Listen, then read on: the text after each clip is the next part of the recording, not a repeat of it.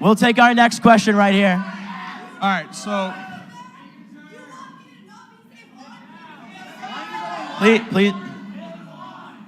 Please refrain from interruptions. get in line. They will answer your question.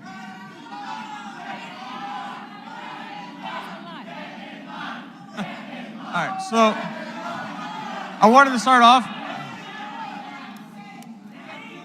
All right, so I wanted to start off saying thank you for coming here and dealing with garbage like this and just like keep on stopping. All right, anyway. All right, so my question is, there's clearly a little bit of part of the gender gap is because of the choices of the majors that people will go into. And I was wondering if you could choose one major to really tell people to steer away from so they can stop being this really ridiculous stat. Which one would you suggest to get rid of at a university? Gender studies should be abolished in all publicly funded universities.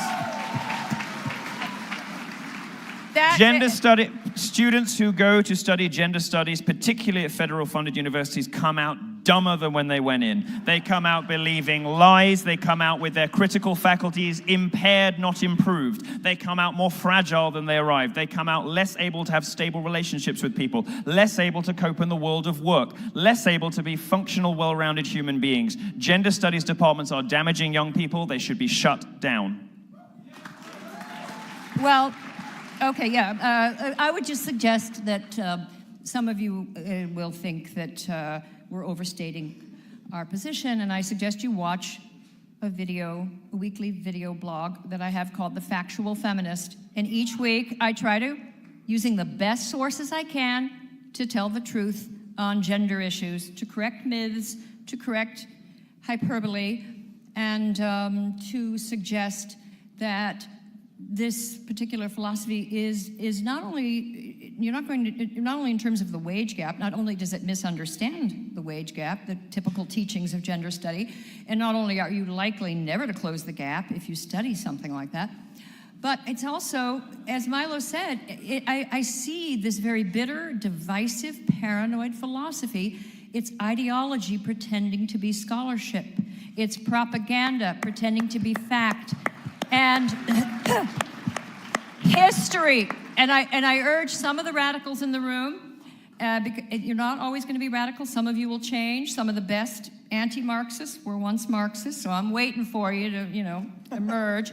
We'll take you in, don't worry. We'll take you in. We're friendly. We're nice. We won't yell at you.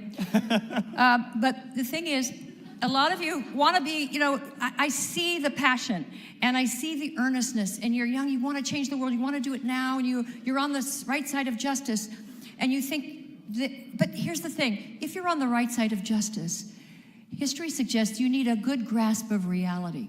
If you've got moral energy and you've got reality and truth, you will make progress. You'll be Martin Luther King, you'll be Gandhi, you'll be, the women's rights movement, they got the vote, and the second, but history also shows us a different kind of activism, where you have moral fervor and misinformation, moral fervor, propaganda.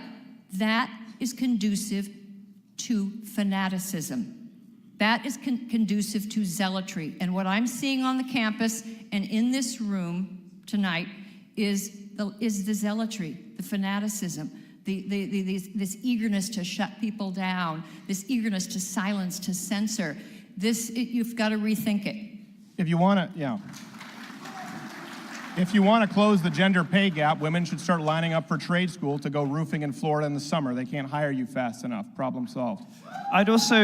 I'd like to build on what Christina said. Most of the people causing trouble in this room are 20 years old? You don't know anything. You don't know anything. So I would encourage, and I don't mean that to be offensive, although, if you take it as that, I don't give a shit. But why not try, you mentioned Socrates earlier, why not try one of the great virtues of the Greek philosophers, intellectual humility? Why not consider the possibility that somebody else might have something to add to your view of the world? Why not consider the possibility, the radical notion, that you could be wrong? Moving on.